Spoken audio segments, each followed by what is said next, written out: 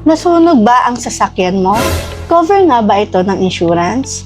Hi mga ka-safety, this is Cherry. Paano po kapag nasunog ang unit ko while naka-parking ito? Kino-cover po ba ito ng insurance?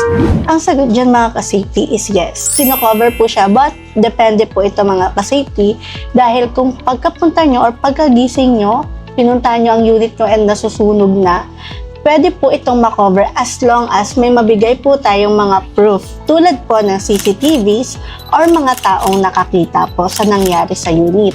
Pangalawa mga ka-safety, kung bakit depende dahil mga ka-safety, kung wala po tayong maibibigay na proof ng mga nabanggit ko, meron pong mangyayaring investigation kay insurance provider dun sa incident na nangyari.